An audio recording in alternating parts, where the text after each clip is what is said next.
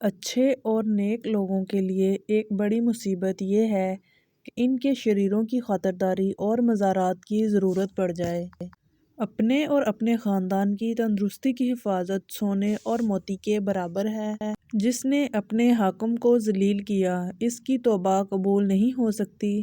حکیم لقمان فرماتے ہیں، جو بندہ رات کے کچھ حصے کو علم حاصل کرنے میں گزارتا ہے، میری رائے میں وہ ساری رات جاگنے یعنی شب بیداری سے بہتر ہے۔ آگے بڑھو اور بلا خوف و خطر کھلے دل و دماغ کے ساتھ، دھند لگے میں چھپے مستقبل کے ساتھ گرما گرم دست پنجا لو۔ فتح مستقبل مزاج لوگوں کے حصے میں آ جاتی ہے۔ ترقی کا واحد ذریعہ یہ ہے کہ ترقی پذیر ملکوں کے لوگوں میں کام کا جذبہ اور تخلیقی صلاحیتوں کو فروغ دیا جائے۔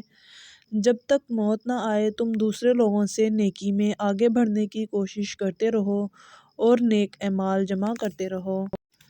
بڑوں کی ہم نشینی سے تنہائی بدرجہ بہتر ہے اور تنہائی سے صالحہ بزرگوں کی صحبت بدرجہ بہتر ہے۔ اخلاص یہ ہے کہ اعمال کا عوض نہ چاہے، دنیا کو آخرت کے لیے اور آخرت کو اللہ کے لیے چھوڑ دے۔ گفتگو میں اختصار سے کام لو۔ کلام اتنا ہی مفید ہوتا ہے جتنا آسانی سے سنا جا سکے۔ لمبی بات گفتگو کا کچھ حصہ ذہنوں سے ضائع کر دیتی ہے۔ مضبوط قوت ارادی رکھنے والے لوگ ناکامی کا منہ کم ہی دیکھتے ہیں۔ اگر میں اچھا کروں تو میری مدد کرو، اگر برا کروں تو میری اصلاح کرو۔ جو اچھی کتابیں پڑھنے کا شوق نہیں رکھتا وہ معراج انسانی سے گرا ہوا ہے۔ اللہ کی عبادت میں سستی کرنا عام لوگوں سے بد ہے لیکن عالموں اور طالب علموں سے بدتر ہے۔ اللہ ہمیشہ ایسے لوگوں کے ساتھ ہوتا ہے جو متقی، پرہیزگار اور سچے ہوتے ہیں۔ دانائی حلال لقمہ سے پیدا ہوتی ہے اور عشق اور دل کی نرمی حلال لقمے سے ہی جنم لیتی ہے۔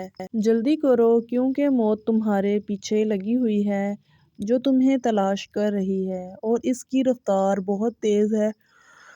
اللہ نے جس عذاب سے ڈرایا ہے اس سے ڈرتے رہو اور جس انعام کا وعدہ فرمایا ہے اس کو پانے کی کوشش کرتے رہو۔ اپنے نفس کا حساب لو اس سے پہلے تمہارا حساب لیا جائے۔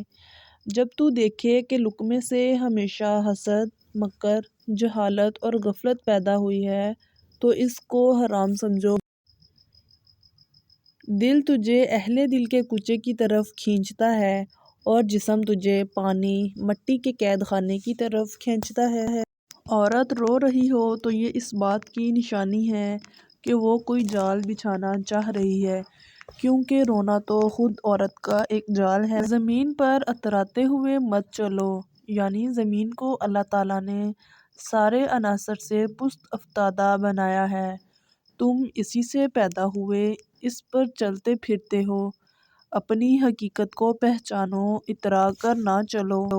انسان کے خاتمے کا موت سے کوئی تعلق نہیں ہے، خامیاں تلاش کرنے والی آنکھوں سے نہیں بلکہ روح کی آنکھوں سے دیکھیں۔ اگر تم خواب میں ایسی عورت کو دیکھو جس کی نگاہیں نیچی ہوں اور حسن اخلاق والی ہو تو سمجھ جاؤ کہ بہت جلد تم دولت مند ہونے والے ہو۔ ایسی عورت کے مقدر میں بے بہا دولت ہوتی ہے۔